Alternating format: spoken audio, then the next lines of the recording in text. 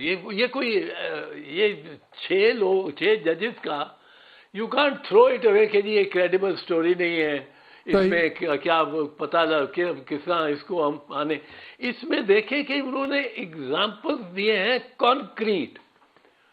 Concrete example है कि bedroom में और सिटिंग रूम में एक जज के वहां कैमरे लगे हुए हैं और जो यानी कि वो अपने they are standing by the stories और वो हेयर से नहीं है, वो अपने जाती वाकयात बता रहे हैं जहां इंटरवेंशन हुई हैं।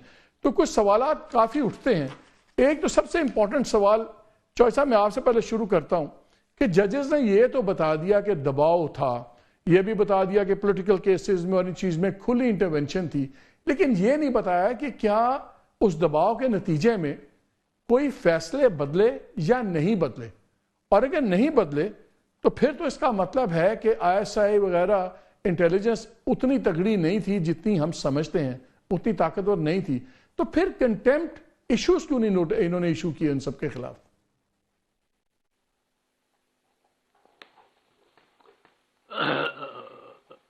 मालिक, इसमें जो देखने वाली चीज है वो ये कंटेम्प्ट नोटिस जारी किए नहीं किए, ये बल्कि इनकी ऑथेंटिसिटी के बारे में एक सबूत और शहादत है। इन्होंने लगता है कि हर हालत में वो जो एक ऑप्रेसिव एनवायरनमेंट थी उसमें इन्होंने गुजारा करने की मैक्सिमम कोशिश की।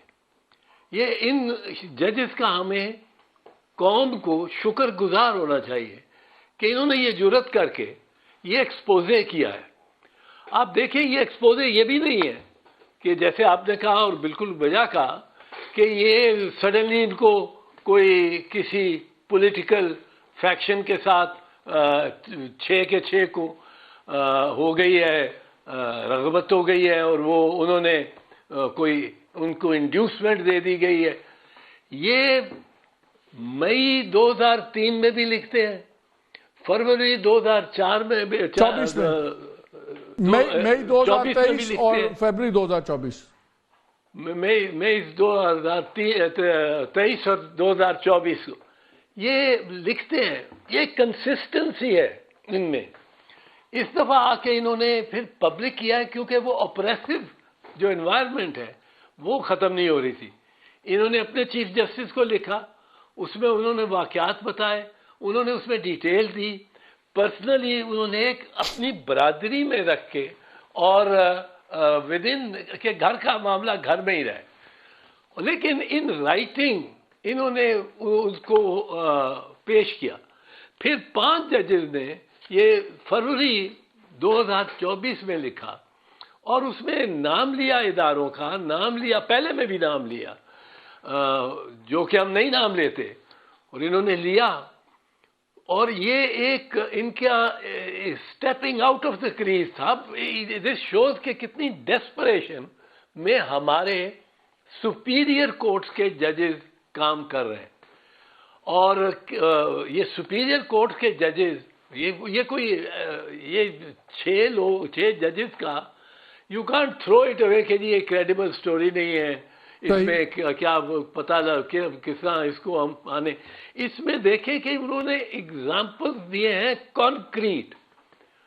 कॉन्क्रीट एग्जाम्पल है कि बेडरूम में और सिटिंग रूम में एक जज के वहां कैमरे लगे हुए हैं और जो लेटेस्ट उनके वीडियोस होंगे, करंट वीडियो, वो भी निकाल के दिए, वो उसके जज की इन हिज बेडरूम और इन हिज लिविंग रूम।